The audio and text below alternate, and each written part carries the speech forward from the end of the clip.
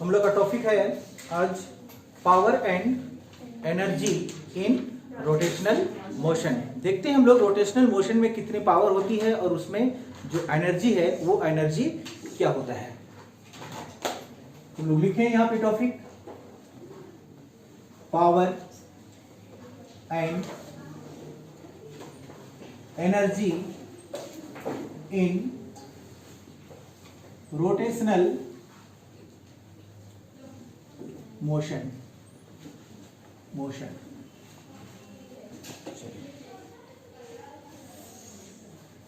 इस टॉपिक को जाने से पहले आपको हम कुछ चीज रिमेंबर कराना चाहते हैं। शायद वो चीज आप लोग पढ़ के रखे होंगे। पहला चीज आपने सीखा है टॉर्क।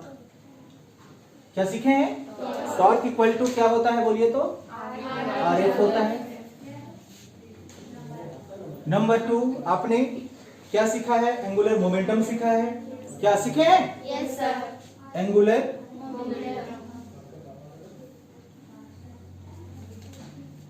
मोमेंटम, इसको आप रिप्रेजेंट किससे किए थे? L से। L इक्वल टू क्या मिला था आपको? R into P। यहाँ पे P क्या है? लीनियर मोमेंटम है। आपने मोमेंट ऑफ इनर्शिया भी सीखा है। सीखे हैं क्या? आपने मोमेंट ऑफ इनर्शिया सीखा है जिसको हम किससे रिप्रेजेंट किए थे? I से। I इक्वल टू आपने सीखा mr स्क्वायर। ये 3 चीज आपने इससे पहले पढ़ के रखे हैं। समझ में आ गया? हम इसको इसलिए रिमाइंड कराए क्योंकि अभी इसकी कहीं कहीं पे आवश्यकता पड़ेगी। क्लियर हो गया? तो चलिए देखते हैं हम लोग पावर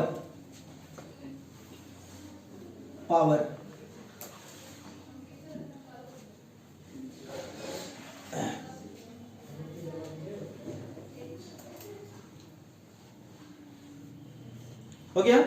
थोड़ा सा यहाँ पे एक लाइन लिख लीजिएगा। In this case the product of force and velocity are called power. इस केस में हम लोग फोर्स और वेलोसिटी का जो प्रोडक्ट है उसको क्या कहेंगे? पावर कहेंगे। समझ में आया?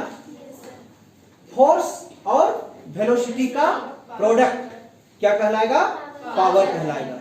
इसका यह मतलब हुआ कि power equal to force into velocity.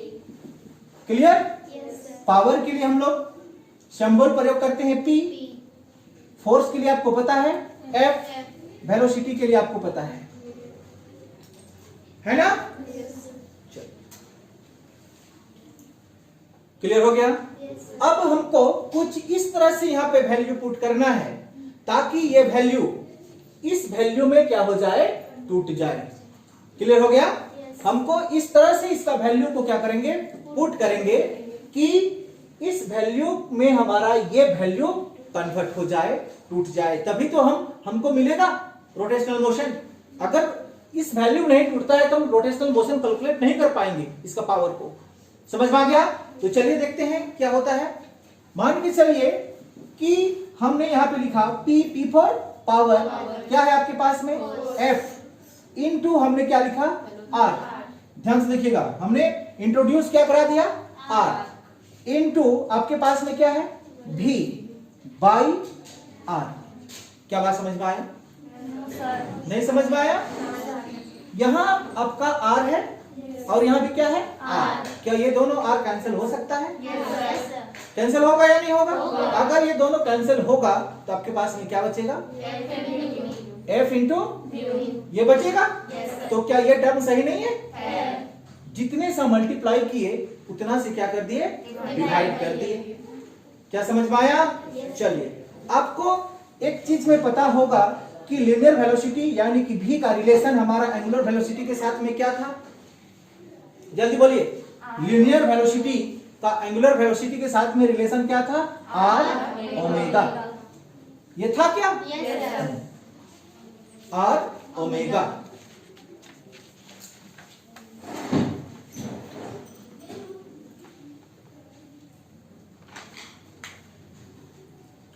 समझ में आई इतनी सी बात? और इसी को अगर आप आगे बढ़ा देते हैं ओमेगा इक्वल टू, तो आपको क्या मिल जाता है? V by are. ये मिलेगा? क्लियर हो गई होगी बात?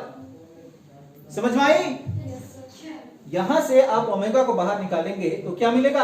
इसका बाई में आप हमारा आर चलाएगा तो ओमेगा इक्वल टू क्या मिलेगा? V बाई आर मिलेगा। क्लियर? तब इस केस में आप पावर को देखिए तो बोलिए क्या लिखा हुआ है? F और R। क्या है आपका? टॉर्क। नहीं है क्या? यही तो है हमारा। RF बोलिए या FR बोलिए, क्या है ये? टॉर्क। ये दोनों के बदले में क्या हम टॉर्क लिख सकते हैं? टॉर्क के लिए हम सिंबल क्या प्रयोग करते हैं? टाउ। क्लियर? अब ध्यान से देखिए, फिर हमारे पास में क्या है? V by r. क्या है ये?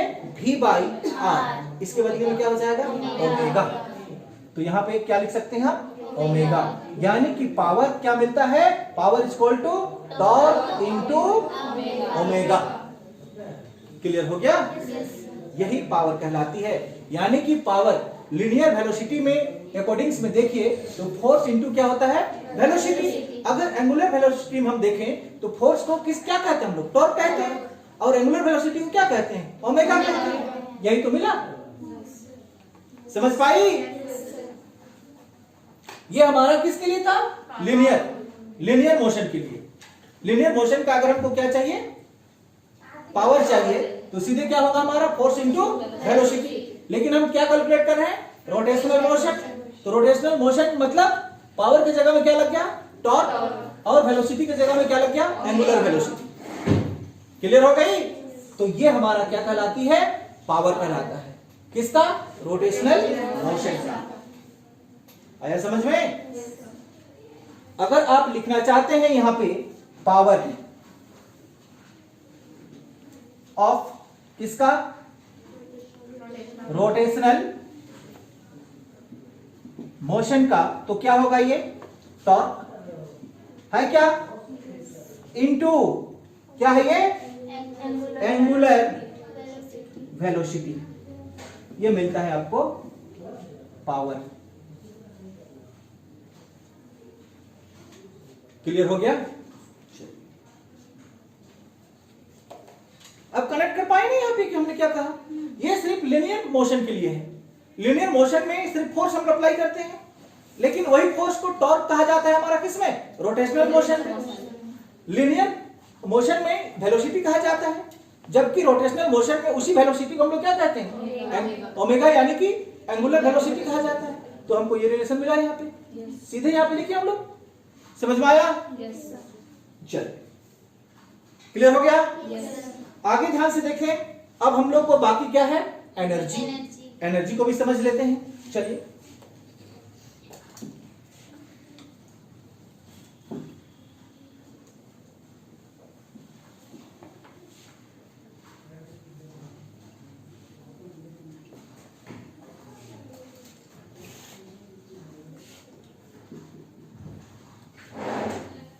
एनर्जी ये तो हमारा दो प्रकार का होता है, आपको पता है। होता है या नहीं होता है? एक होता है पोटेंशियल एनर्जी और दूसरा होता है काइनेटिक एनर्जी। इसका मतलब यह है कि इसका हमको एनर्जी दो तरह से निकालना पड़ेगा। एक बार क्या निकालेंगे? पोटेंशियल एनर्जी, और एक बार क्या निकालेंगे? Kinetic energy. क्लियर हो गया? चलिए, पहले हम लोग निकालते हैं पोटेंशियल एनर्जी। किसका? रोटेशनल मोशन का पोटेंशियल एनर्जी निकालते हैं।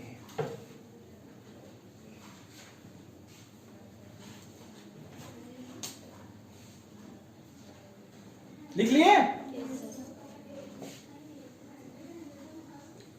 इस तरह से ये क्या कर रही है? रोटेट मोशन में है। क्लियर हो गया? ये इसका सेंटर हो गया। सपोज दैट यहां एक पार्टिकल्स है। क्या है? एक पार्टिकल्स है। कुछ समय में, समझिएगा मेरे बात को, कुछ समय में ये पार्टिकल्स यहां से कहां पहुंचती है? इस पॉइंट पे पहुंचती है। क्लियर? अगर इसका टोटल डिस्टेंस को हम x मान लें, इसका सरकमफ्रेंस टोटल को क्या मान ले, x मान ले, तो यहां से लेकर इसका दूरी को क्या हम dx मान सकते हैं। समझ में आ गया। यहां से इसका जो डिस्टेंस है उसको हम क्या मान लिए, dx, और यहां से टोटल जो एंगल बनाएगा उसको हम क्या मान लेते हैं, थीटा मान लेते हैं। एंगल को क्या मान लेते हैं, थीटा। तो ये हमारा यहाँ पे फिर से एंगल बना है या नहीं बना है, तो क्या इस एंगल को हम क्या मान लेते हैं, डी थीटा मान लेते हैं। ये वाला क्या कहलाएगा, इसका रेडियस। समझ पा रही होगी बात। अब इसको एक रोटेशन जब करेगा तो इसको हम वर्क डन बोलेंगे। जब पार्टिकल्स यहां से चलना शुरू किया और ये चलते चलते फिर से यहां पे पहुंचेगा, एक कंप्लीट साइकिल करेगा, एक चक्कर लगाएगा, उसको हम क्या बोलेंगे, उसका वर्क डन बोलेंगे। तो यहां से यहां पार्टिकल्स गया तो क्या आप इसको small amount of work done बोल सकते हैं, small amount of work done.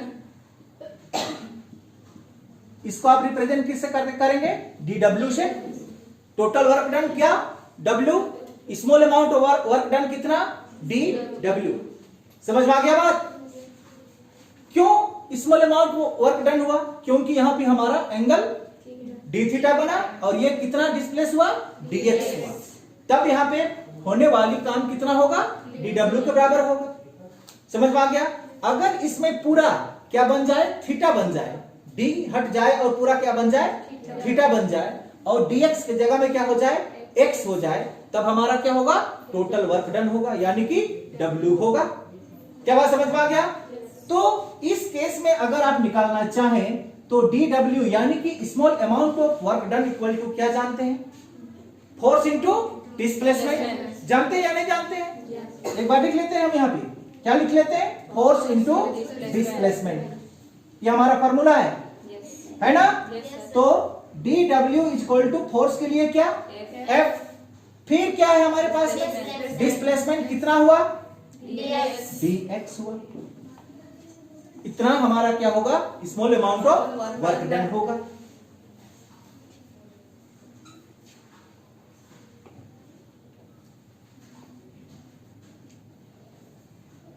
Clear. अब ये जो रिलेशन मिला हमको, इस रिलेशन को हमको फिर से उस तरह का रिलेशन में तोड़ना है। समझ में आ रहा है ना। अगर हम उस तरह का रिलेशन में तोड़ें तो हमको क्या मिलेगा, ध्यान से देखिए। तो dw इक्वल टू, यहां हम क्या करा देते हैं, r इंट्रोड्यूस करा देते हैं। क्या करा देते हैं, r इंट्रोड्यूस कराते हैं। तो क्या मिलेगा आपको, r f dx by r मिलेगा। ध्यान से देखिए क्या मिलेगा, r को फिर हम क्या किए, इसे मल्टीप्लाई किए और डिवाइड भी कर दिए, तो हमको वही मिला। f dx मिलेगा कि नहीं मिलेगा,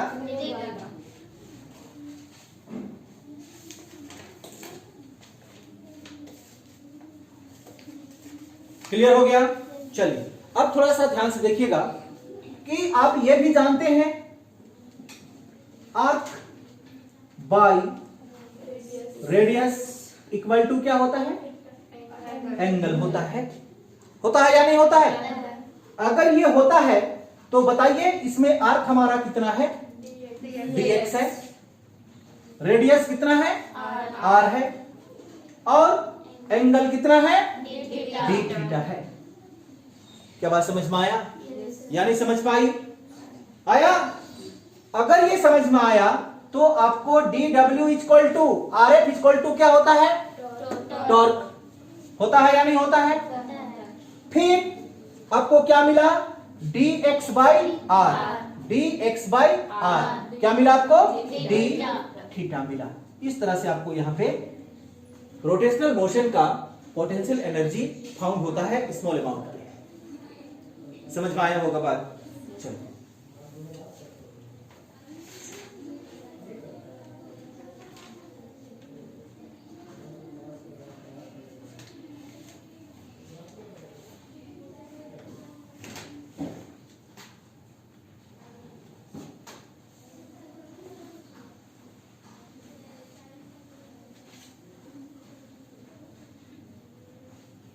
हो गया। अगर आपको निकालना है क्या, total amount of work done, क्या निकालना हो, total amount of work done, तो इसको इंटीग्रेट करना पड़ेगा।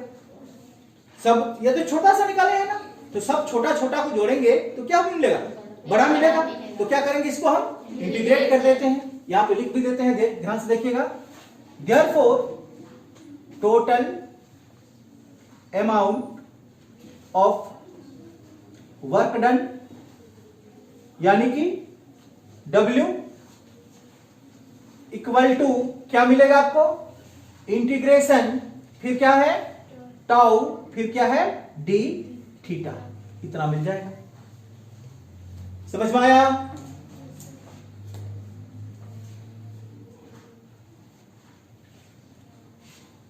ये को क्या कर दिए, जोड़ दिए, सबको जोड़ दिए। यहां पे जितना हमारा थीटा बनेगा उसको क्या कर दिए, जोड़ दिए।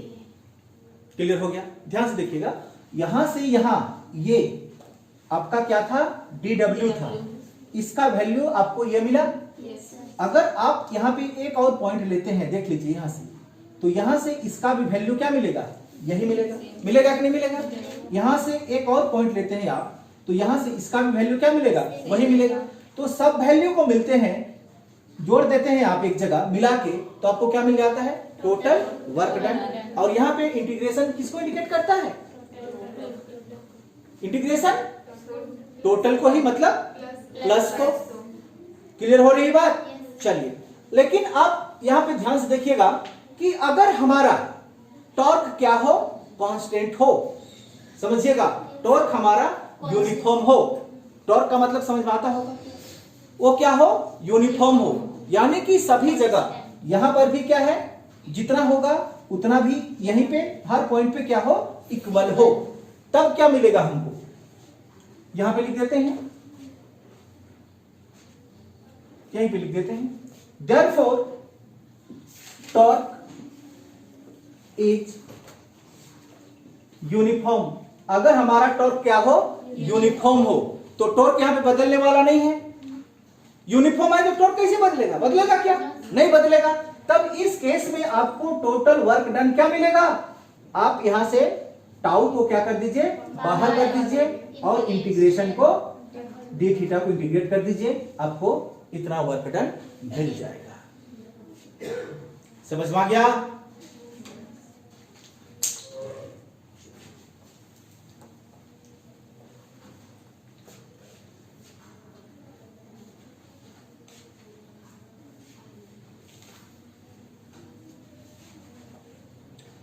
अब पूरा डी थीटा को जोड़ेंगे तो क्या मिलेगा, एक समय में थीटा मिलेगा, मिलेगा कि नहीं मिलेगा? और आपका ये टॉर्क तो क्या है, यूनिफॉर्म है। क्लियर हो गया ना? तो इंटीग्रेशन का मतलब क्या होता है, जितना भी हमारा थीटा है यहां पे बनने वाला डी थीटा, उसको सब क्या करेंगे हम लोग, जोड़ देंगे। वो दिखा रहा है, वो उतना हमारा क्या हो जाएगा, वर्क डन हो जाएगा। क्लियर हो गया? मतलब ये वर्क डन, ध्यान से देखिएगा, वर्क डन यानी कि W इज इक्वल टू क्या होगा, पोटेंशियल एनर्जी। और यही वर्क डन किसके बराबर होता है, पोटेंशियल एनर्जी के बराबर होता है। समझ में आया? अगर ये वर्क डन पोटेंशियल एनर्जी के बराबर है तो क्या आप लिख सकते हैं, पोटेंशियल एनर्जी इक्वल टू, बोलिए, टॉर्क इंटीग्रेशन डी थीटा। ये आपको यहां पे क्या मिलता है, पोटेंशियल एनर्जी मिलता है, किसका, रोटेशनल मोशन का।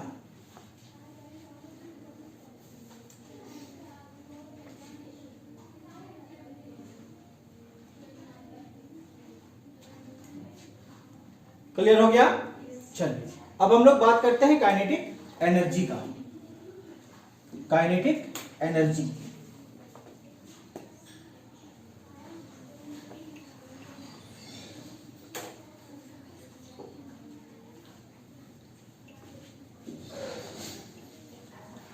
काइनेटिक एनर्जी यानी कि काइनेटिक एनर्जी का मतलब क्या होगा, एनर्जी इन रोटेटिंग सिस्टम। जब वो क्या कर रहा हो, रोटेट कर रहा हो, तब उसमें हमारा क्या निकलेगा, काइनेटिक एनर्जी निकलेगा। समझ में आया? चलिए देखते हैं we know that kinetic energy equal to half mv square. आप जानते हैं? Yes, sir. जानते हैं? Yes, sir. तब इस केस में हम लोग क्या करें इसको, क्योंकि हमको तो इस फॉर्म पे लाना ही पड़ेगा। क्लियर?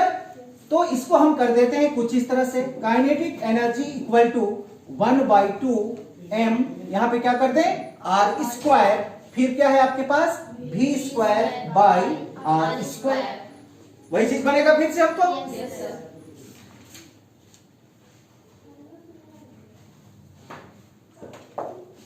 क्लियर होगी बात? चलिए, तब काइनेटिक एनर्जी इक्वल टू आपके पास में 1/2 है, क्या लिखा हुआ है mr स्क्वायर, किसके बराबर है? I के बराबर है या नहीं है? फिर v square by r square के बदले में आप ओमेगा स्क्वायर लिख सकते हैं, Yes, sir. क्योंकि v by r equal to क्या होता है? ओमेगा होता है। तो v square by r square equal to omega square. तो इसके जगह में आप क्या लिख सकते हैं? ओमेगा स्क्वायर लिख सकते हैं। यही इसका क्या है? काइनेटिक एनर्जी है। किसका? रोटेशनल मोशन का।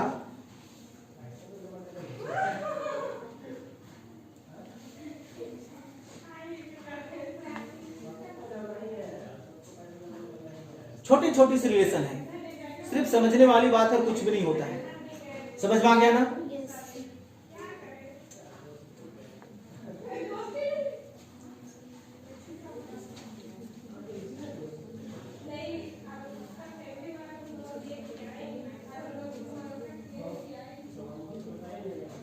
हो गया? पूछना है कहीं पे? नहीं।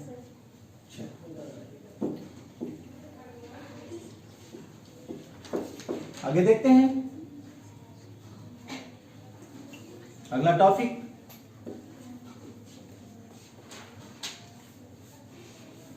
Kinematics formula. Kinematics formula of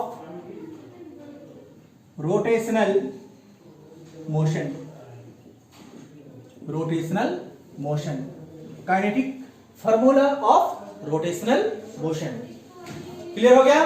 चलिए, काइनेटिक फार्मूला रोटेशनल मोशन का जानने से पहले आप लीनियर मोशन का काइनेटिक फार्मूला को जानिए।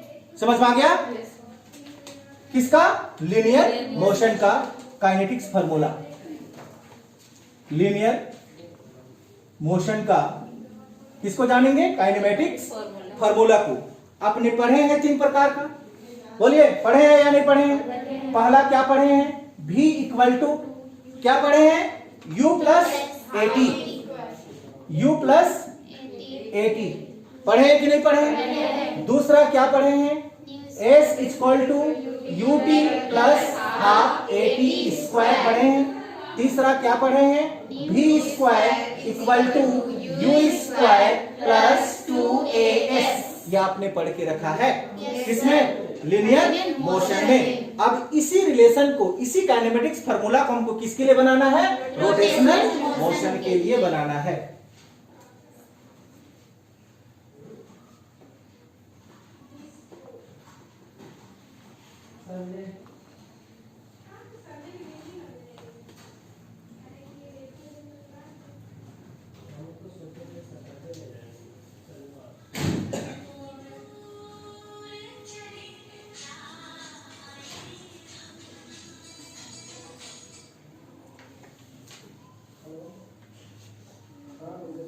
लिख लिया आप इतना सर? चलिए, अब इसको समझिएगा, ठीक है?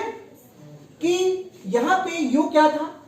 इनिशियल वेलोसिटी है या नहीं है? और यहां पे v क्या है हमारा? फाइनल वेलोसिटी है ना? यानी कि v हमारा फाइनल वेलोसिटी है। तो इसका रिलेशन क्या क्या बनता है उसको आप ध्यान से देखेंगे। किसके किसके बीच में? लीनियर मोशन और रोटेशनल मोशन के बीच में। अब ये जानते हैं, थोड़ा सा ये भी समझ लीजिए।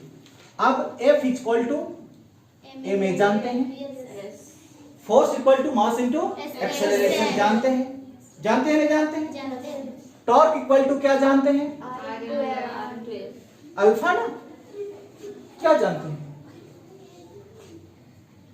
आई अल्फा किसके लिए होता है? आई अल्फा किसके लिए होता है? नहीं पता? एल इक्वल टू होता है सर, आई ओमेगा होता है, आई अल्फा होता है। क्लियर हो गया? तो अल्फा इक्वल टू क्या हो जाएगा बोलिए तो? अल्फा इक्वल टू क्या होगा? टॉर्क बाई आई होगा। क्लियर? अब थोड़ा सा समझिएगा, जब हम इसका टाइम क्या लिए थे? टी लिए थे, किसके लिए? लीनियर मोशन के लिए। जब हम क्या लिए थे? लीनियर मोशन के लिए क्या लिए थे? टी। तो रोटेशनल मोशन के लिए क्या लेंगे? टी नोट लेंगे। समझ में आया? समझ पा रही है? टी हम किसके लिए लिए हैं? लीनियर मोशन के लिए। लेकिन रोटेशनल मोशन के लिए टी की जगह में क्या प्रयोग करेंगे? टी नोट का प्रयोग करेंगे। या आप चाहे तो टी भी लिख सकते हैं, वैसे कोई फर्क नहीं पड़ने वाला है, या टी नोट लिखेंगे तब भी अच्छा है हमारे लिए। क्लियर हो गया? या नहीं टी नोट लिखना चाहते हैं तो टी इक्वल टू टी कर दीजिए, आपका ऊपर डिपेंड करता है। समझ पाई? चलिए आगे ध्यान से देखिए। अब यहां पे हम लोग क्या लेंगे? इसका जो वेलोसिटी है, किसका वेलोसिटी? लीनियर मोशन का। वो क्या था आपके पास में? मान के चलिए फाइनल वेलोसिटी भी है। तो यहां पे एंगुलर वेलोसिटी को हम रिप्रेजेंट किससे किए हैं? ओमेगा से। जानने के लिए हम क्या लिखते हैं? ओमेगा टी लिख देते हैं। क्लियर? यहां का इनिशियल वेलोसिटी को आप क्या लिखे हैं? यू। तो इनिशियल वेलोसिटी है कि नहीं? वेलोसिटी हुई तो है। तो उसी तरह से रोटेशनल मोशन का इनिशियल वेलोसिटी को हम क्या लिख देते हैं? ओमेगा नोट लिख देते हैं। सिर्फ ये सिंबल है। समझ पा रही है? टी के लिए हम क्या प्रयोग करेंगे? टी ही प्रयोग करेंगे। भी मतलब वेलोसिटी, ओमेगा टी मतलब एंगुलर वेलोसिटी। तभी तो हमारा रोटेशनल मोशन निकलेगा। ये क्या है? Initial velocity. और ये क्या है? Initial velocity of rotational motion. ये समझेंगे। समझ में आ रही है मेरी बात? और यहां पे आपका क्या है? एक्सेलरेशन है। देखिए है कि नहीं है? ये हमारा लीनियर मोशन के लिए हम लोग एक्सेलरेशन के लिए क्या प्रयोग करते हैं? ए। लेकिन रोटेशनल मोशन के लिए अल्फा प्रयोग किया जाता है। नहीं प्रयोग करते हैं? करते हैं।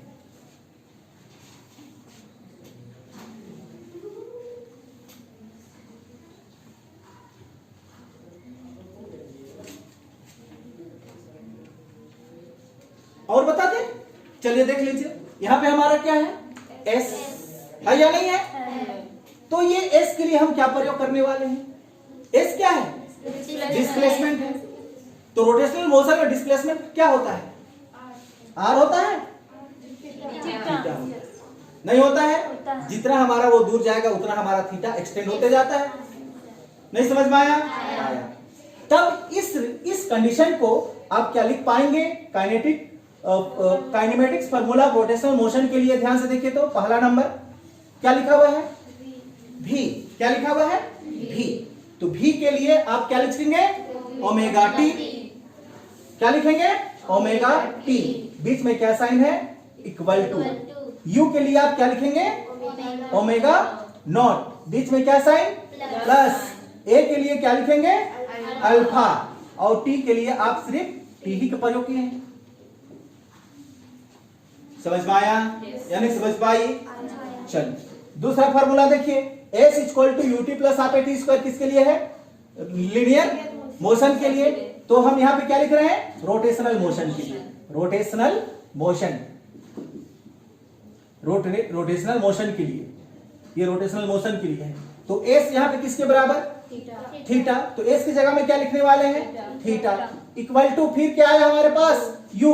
यू के लिए क्या होगा? Omega naught. टी तो हमारे पास में टी ही है, प्लस 1/2। ए के लिए अल्फा। टी हमारा टी ही है। ध्यान से देखिए। समझ में आई बात? तीसरा पॉइंट में ये क्या है आपके पास में?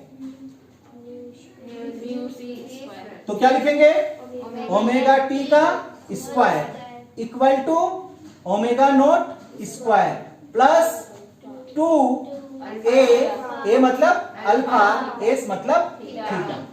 ये रिलेशन बनता है किसके लिए, रोटेशनल मोशन के लिए। ऊपर वाला किसके लिए था, लीनियर मोशन के लिए।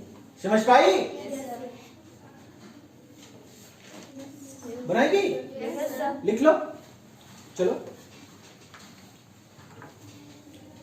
To maintain a rotor, to maintain a rotor is a uniform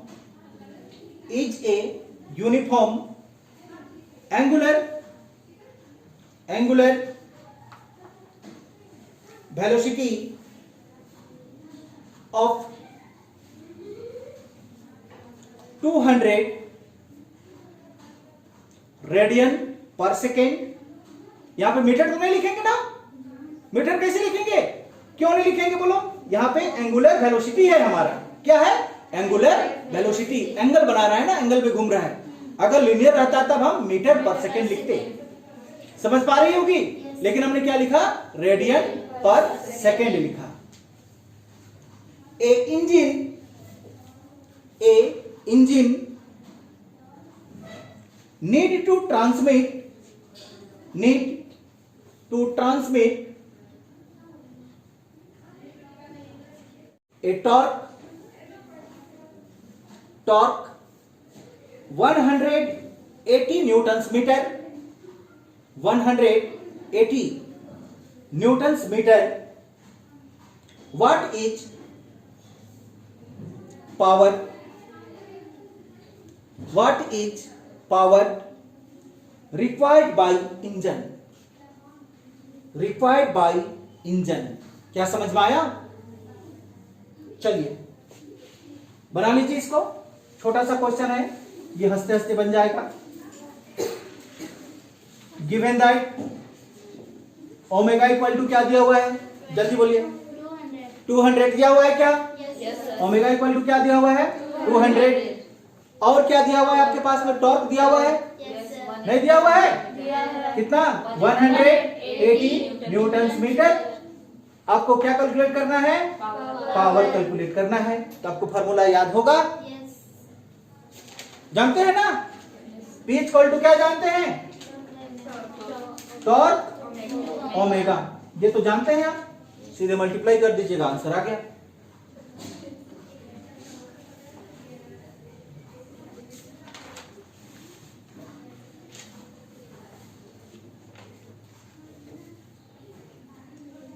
Yes, 36,000 वाट दिखाई दे रहा है हमको, कितना, 36,000 वाट।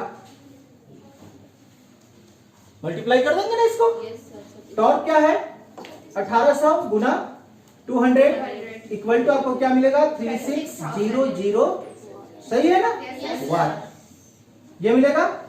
अगर आप इसको चेंज करना चाहें तो कर सकते हैं, 36 किलो वाट, क्योंकि किलोवाट का मतलब समझ में आता होगा, 1 किलो मतलब 1000, क्लियर।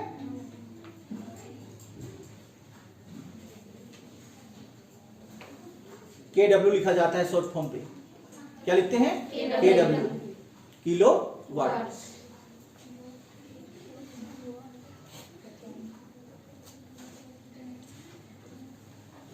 हो गया, चलिए अब हम लोग इस चैप्टर का system of particles and rotational motion का शायद हम लोग का आखिरी टॉपिक, ठीक है, और जिसका नाम हम लोग देंगे कुछ रोप, पुल्ली एंड बकेट। बकेट, रोप का मतलब रस्सी, बकेट का मतलब बाल्टी, और पुल्ली का मतलब समझ में आता होगा, आप घर में यूज करते होंगे तो घिरनी कहते हैं। तीनों चीज होता है कुआं से पानी निकालने में, है या नहीं है, चलिए समझते हैं, आइए कैसे काम करते हैं उसको।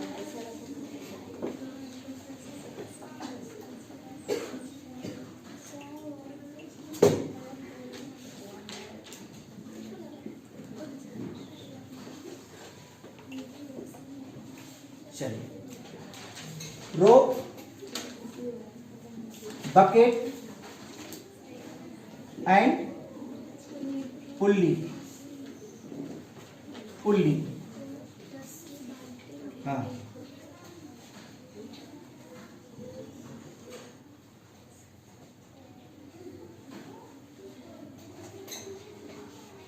क्लियर हो गया? yes, इससे हम लोग क्या कैलकुलेट करेंगे? एक्सेलरेशन को कैलकुलेट करेंगे। क्या करेंगे? एक्सेलरेशन को कैलकुलेट करेंगे। जब हमारा पानी निकाल रहे हैं, समझिएगा मेरा बात को, क्या निकाल रहे हैं? पानी निकाल रहे हैं, और मान के चलिए कि बीच में क्या टूट जाए? रस्सी टूट जाए, तो कितने स्पीड के साथ में हमारा बाल्टी नीचे की ओर गिरेगा? समझ में आ रहा है? क्या नहीं निकाल पाएंगे? निकाल पाएंगे। लिखिएगा, फाइंड आउट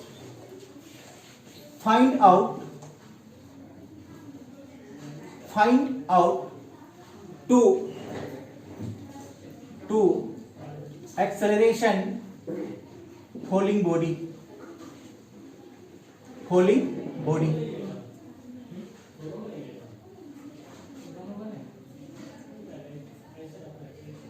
एक्सेलरेशन ऑफ भी लिख दीजिए यहां पे, एक्सेलरेशन ऑफ फॉलिंग बॉडी। अब यहाँ पे फॉलिंग बॉडी कौन होगा उसको आपको पता है? बकेट होगा। यहाँ पे पहले तो हम लोग क्या करें, इसका फिगर बना लेते हैं कि कैसे ये काम करता है। चलिए,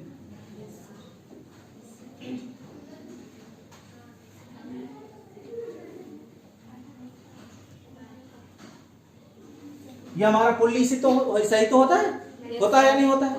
अब इधर से क्या करते हैं, रस्सी को पकड़ते हैं, और इधर हमारा क्या रहता है? बाल्टी रहता है। बोलो, रहता है या नहीं रहता है? ऐसा ही रहता है बाल्टी, ऐसा। बोलिए। अब ये क्या करता है? घूमता है यहाँ पे इस तरह से, घूमता है या नहीं घूमता है? देखे होंगे ना कुआं में। अब बताइए कि इस डायरेक्शन पे आपका क्या लग रहा है? टेंशन लग रहा है। आपने पढ़ के ये क्या रस्सी खिंचाया है कि नहीं खिंचाया? इसमें क्या लग रहा है? टेंशन। टेंशन को दूसरी भाषा में हम क्या कहते हैं? फोर्स भी कहा जाता है। फोर्स लग रहा है कि नहीं लग रहा है? और इसके नीचे की ओर क्या लग रहा है आपका? mg। क्लियर?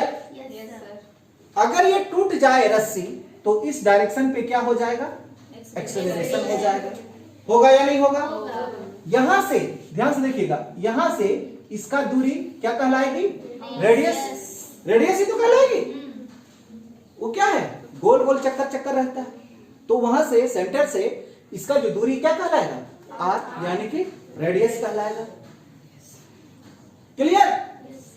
तो इस केस में ध्यान से देखिएगा, therefore in this case ma equal to आपको क्या मिलने वाला है? ma का मतलब समझ में आया आपका? मास इनटू एक्सेलरेशन। कितना मिलेगा? क्योंकि ध्यान से देखिएगा, आपके इधर नीचे की ओर क्या लग रहा है? mg, जबकि ऊपर की ओर टेंशन लग रहा है। तो ma कितना लगा? कितना लगा? mg ज्यादा है या t ज्यादा है? mg ज्यादा है, तभी तो वो नीचे की ओर आ रहा है। तो इस mg में से आप किसको घटा देंगे? t को घटा देते हैं, तो आपको ma मिलेगा? नहीं मिलेगा? उतना ही तो उसमें क्या लग रहा है? एक्सेलरेशन लग रहा है। हाँ, मतलब फोर्स लग रहा है। फोर्स मतलब क्या होता है? मास इनटू एक्सेलरेशन होता है। तो यहाँ पे ma किसके बराबर हुआ? mg माइनस t के बराबर हुआ। क्लियर? Yes sir. इसको इक्वेशन नंबर 1 ले लीजिए। अब हम आगे निकालते हैं टॉर्क ऑन पुल्ली। पुल्ली पे कितना टॉर्क होगा? टॉर्क ऑन पुल्ली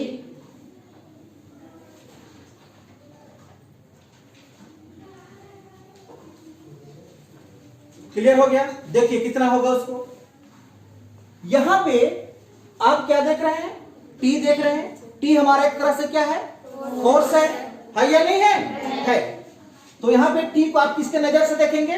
फोर्स के नजर से देखेंगे। वहां पे लिखा गया है T फॉर टेंशन, लेकिन टेंशन क्या है? एक प्रकार का फोर्स है। तो फोर्स और इसका रेडियस कितना r। तो बताइए टी आर इक्वल टू क्या हुआ टॉर्क। ये क्या है फोर्स और ये क्या है r, यानी कि एफ आर इक्वल टू क्या मिलता है आपको टॉर्क मिलता है। टॉर्क के लिए क्या रिप्रेजेंट करते हैं टाउ। समझ में आ गया। और टाउ इक्वल टू क्या होता है आई अल्फा होता है। क्या बात समझ में आया। ये टी क्या है यहाँ पे फोर्स और ये आर, तो क्या मिला F R equal to torque और torque equal to I alpha. I क्या है मोमेंट ऑफ इनर्शिया और अल्फा क्या है एंगुलर एक्सेलरेशन। तो ये एंगुलर एक्सेलरेशन भी तो है जोर जोर चक्कर लगाएगा पुल्ली नहीं है। क्लियर हो गया। तब आप इसमें से दो केस को उठाइए क्योंकि सब क्या है हमारा इक्वल है। तो ध्यान से देखिए तो टी आर इक्वल टू हम आई अल्फा लिख सकते हैं। क्लियर। और टी इक्वल टू क्या मिलेगा आपको अगर t r equal to I alpha है तो टी इक्वल टू क्या मिलने वाला है आई अल्फा बाई आर। ये मिलेगा। Yes sir. आपने एक रिलेशन ये भी पढ़ा होगा, यहीं पे हम लिख देते हैं कि A इक्वल टू क्या होता है A इक्वल टू क्या रिलेशन होता है R अल्फा नहीं होता है। ये हमारा लीनियर एक्सेलरेशन और ये एंगुलर एक्सेलरेशन। ये रिलेशन होता है या नहीं होता है होता है। अगर ये रिलेशन होता है तो आप यहां से अल्फा को बाहर कर दीजिए। तो अल्फा को बाहर करेंगे तो आपको क्या मिलेगा A बाई आर मिलेगा। अगर A बाई आर मिला तब ध्यान से देखिए T इक्वल टू बोलिए I तो है हमारे पास में I ही, फिर क्या है अल्फा। अल्फा की जगह में आप क्या लिख सकते हैं A बाई आर इंटू क्या लिखें A बाई आर और नीचे फिर से क्या है एक R है या नहीं है। तो T इक्वल टू आपको क्या मिला आई ए बाई आर स्क्वायर। ये वैल्यू मिलेगा। Clear. Yes sir. Putting this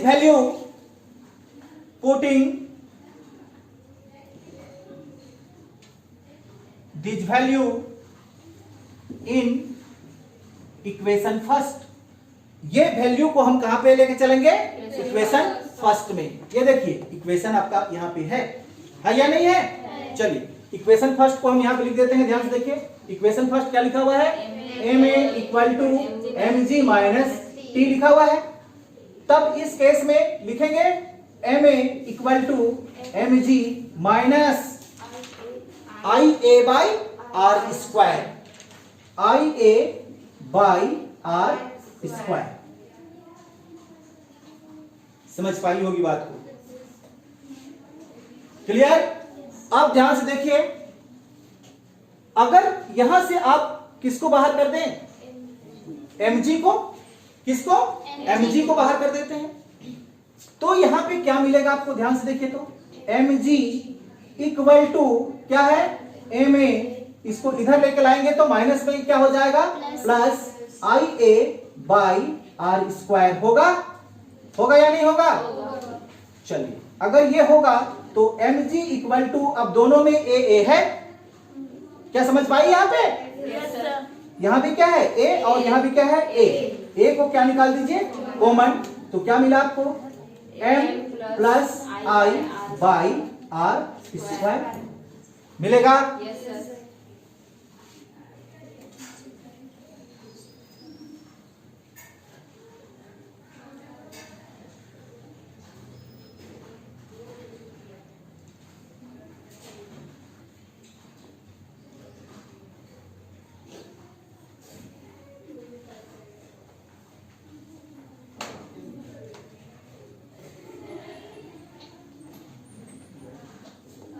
आया समझ में इतनी सी बात। आप क्या कैलकुलेट कर रहे हैं क्या कैलकुलेट कर रहे हैं एक्सेलरेशन कैलकुलेट कर रहे हैं। क्या कैलकुलेट करते हैं? एक्सेलरेशन। तो यहाँ पे ये एक्सेलरेशन है आपका, तो इस एक्सेलरेशन को बाहर निकालिए। अगर इस एक्सेलरेशन को आप बाहर निकालते हैं तो आपको क्या मिलेगा? mg by m plus I by are, ये मिलेगा। नहीं समझ में आया? आया। एक्सेलरेशन को बाहर निकालेंगे तो हमको वो चीज मिलेगा।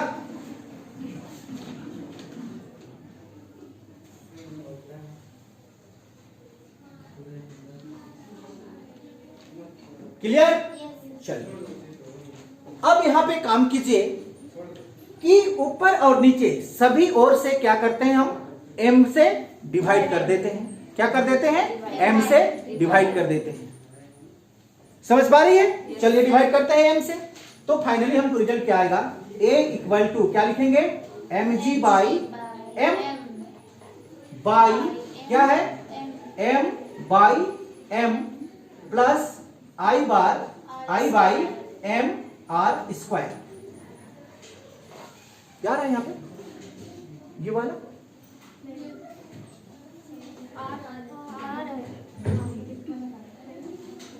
चलिए ध्यान से देखिएगा। यहां से ये m से ये m कैंसल, ये m से ये m कैंसल। तो फाइनली रिजल्ट, ये रिजल्ट आपको यहां पे हम लिख देते हैं। क्या मिला? a इक्वल टू, बोलिए, ये ऊपर में क्या बच गया? केवल g बचा, बाई m और m कटा मतलब 1 बचा, बीच में क्या साइन? प्लस क्या बचा? i by m r square. लीजिए इतना एक्सेलरेशन बचता है आपको।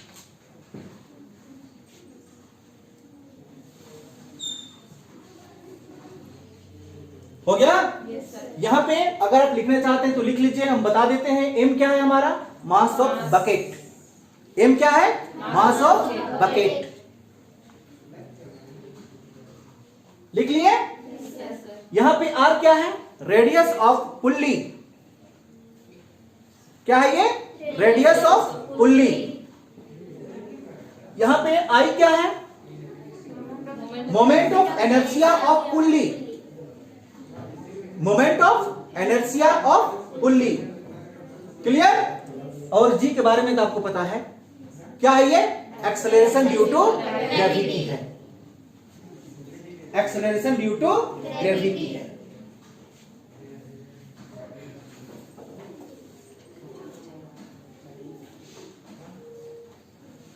आया समझ में? एक और इसी से रिलेटेड टॉपिक देखते हैं हम लोग।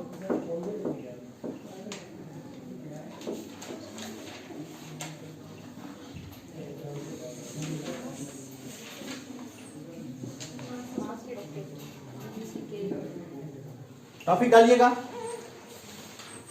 Acceleration of the body in inclined. Acceleration of the body of the body on inclined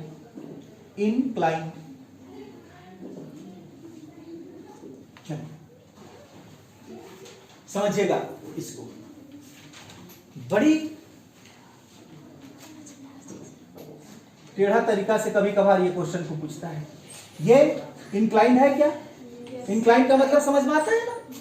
क्या बोलेंगे? ढलान बोल सकते हैं। इंक्लाइंड का मतलब क्या होता है? ढलान होता है।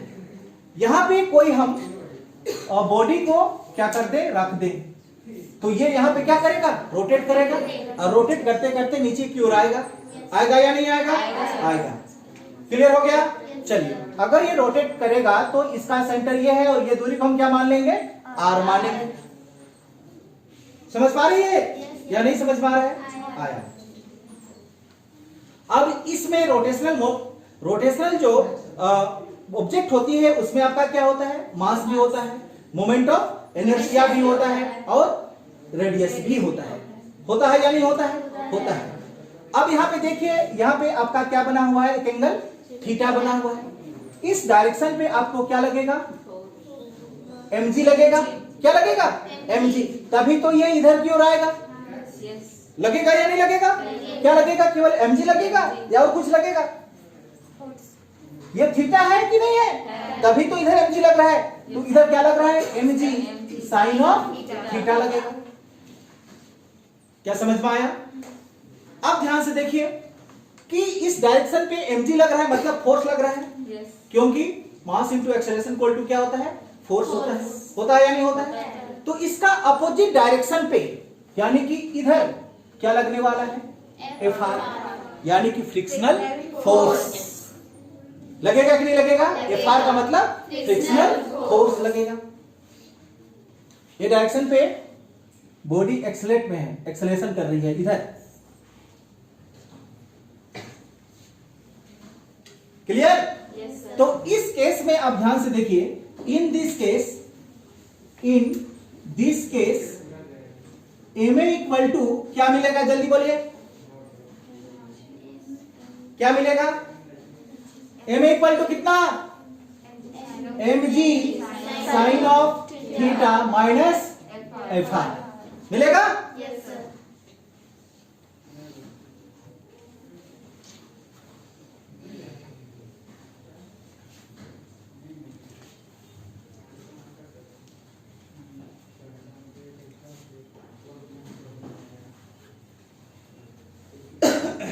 ये इक्वेशन नंबर पहला दे दीजिए इसको, इक्वेशन नंबर फर्स्ट।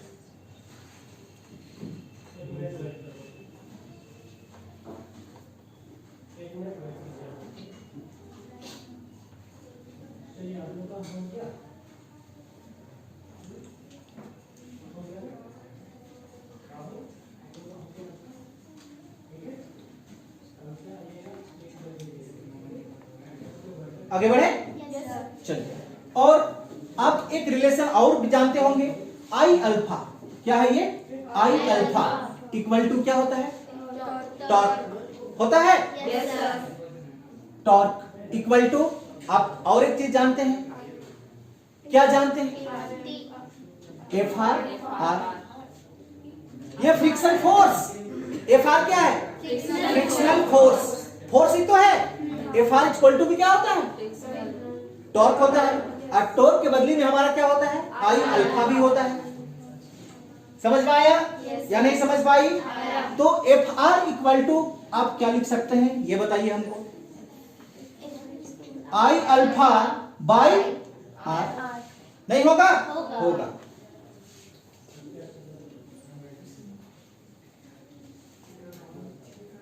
क्लियर? चलिए, अब ये रिलेशन भी जानते होंगे, अल्फा इक्वल टू क्या होता है? ए बाई आर।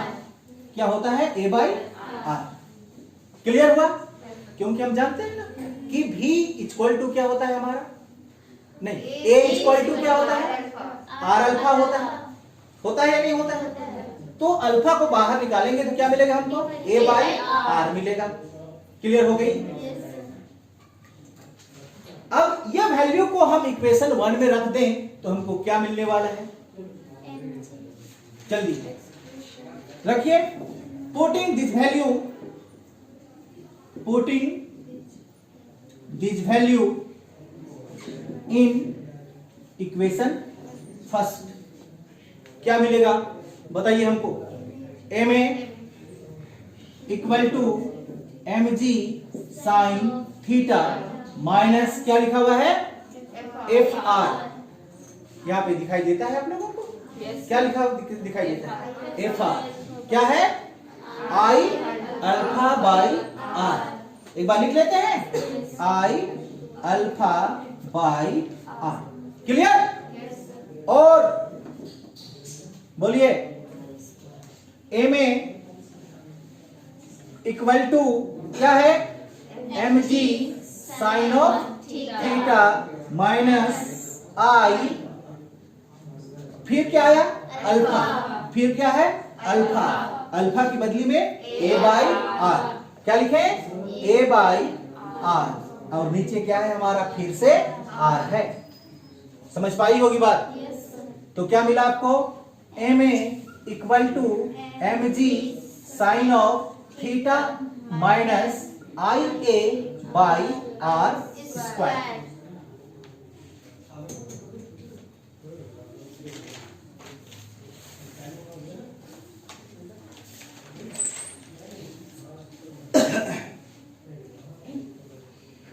हो गया? Yes, sir. चलिए इधर लाइए वैल्यू को, पलटी कर दीजिए। mg क्या मिलेगा आपको? mg sine theta equal to क्या है? ma, ये माइनस में है, इधर लेके लाएंगे तो plus ia by are square होगा। तब mg sine theta equal to, दोनों में a है, कॉमन बाहर निकालेंगे तो क्या मिलेगा बोलिए? m plus i by are square. नहीं समझ में आया? आया।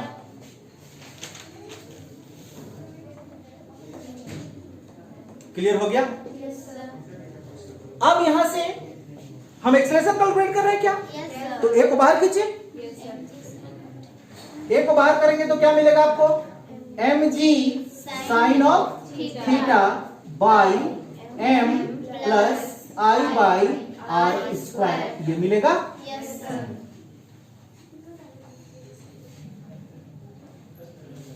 उसी तरह से सब में हम क्या कर दें? m से डिवाइड कर दें Yes, sir. तो यहाँ का m कैंसिल हो जाएगा, Yes. ये कैंसिल हो जाएगा और यहाँ पे क्या लग जाएगा?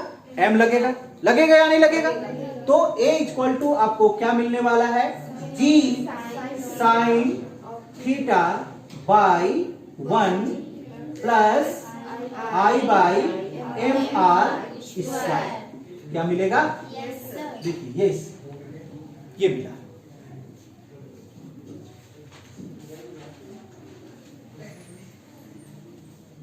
क्लियर हो गई बात? Yes, sir. यहीं पे हमारा क्या होता है? यह चैप्टर खत्म होता है, लेकिन जाने से पहले एक न्यूमेरिकल क्वेश्चन आपको हम समझा दें इसी से रिलेटेड, ठीक है? चलिए अब ये फार्मूला को याद रखेंगे। a इक्वल टू क्या है? g sine theta by 1 plus i by M R square. Clear हो गई? चलिए मान के चलिए कल का डेट में आपको क्वेश्चन क्या पूछेगा उसको ध्यान से देखिएगा कि आपसे क्वेश्चन पूछा जाता है कि इसी तरह से हमारे पास में एक इंक्लाइन होगा।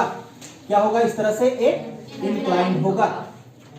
अब यहां से एक बार उन्होंने रिंग को क्या किया? रोटेट कराया। फर्स्ट नंबर पे किसको रोटेट कराया? रिंग को।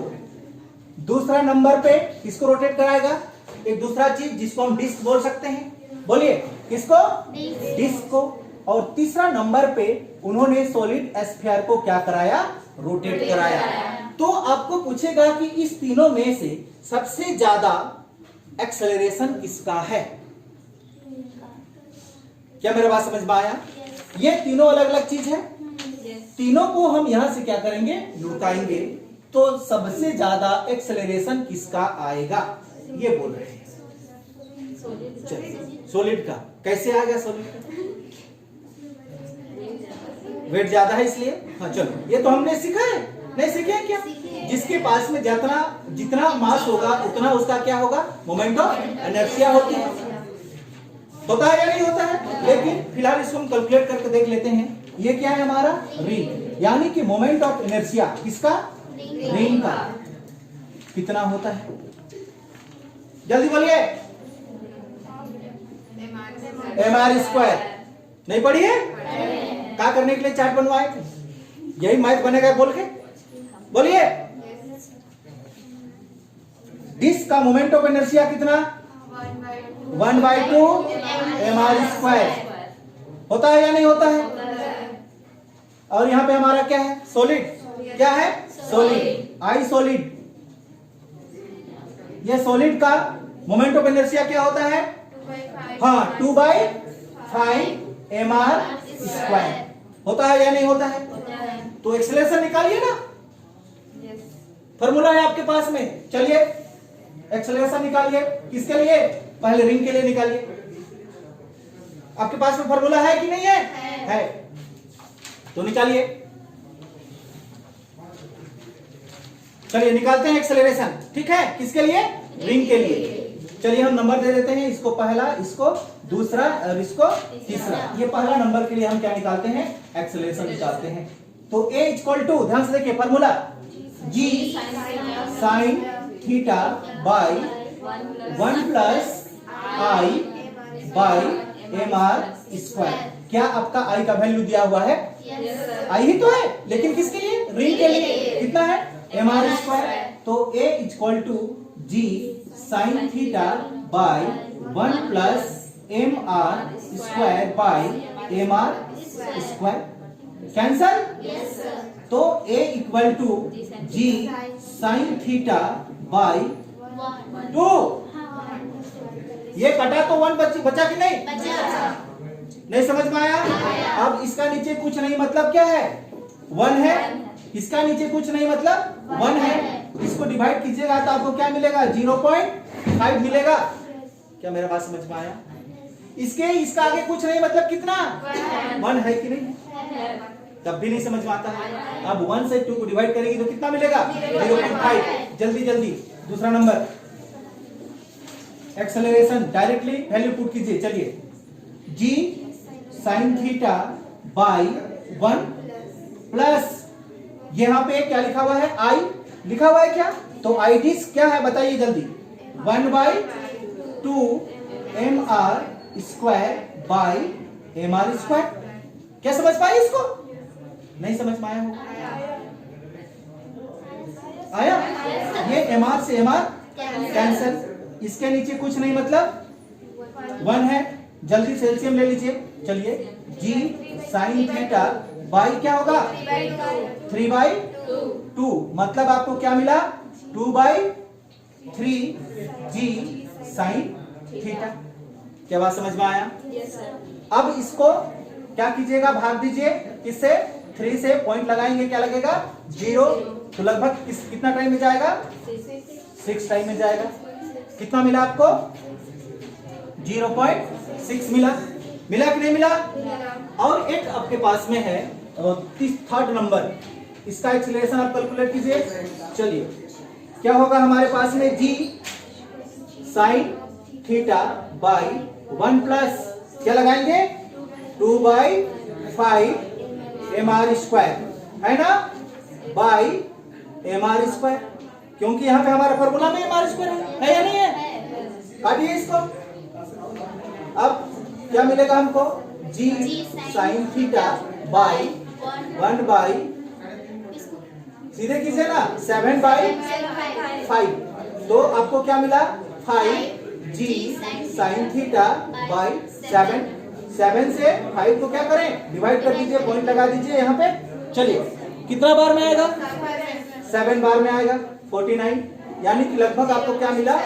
0.7। बताइए किसका वैल्यू ज्यादा है?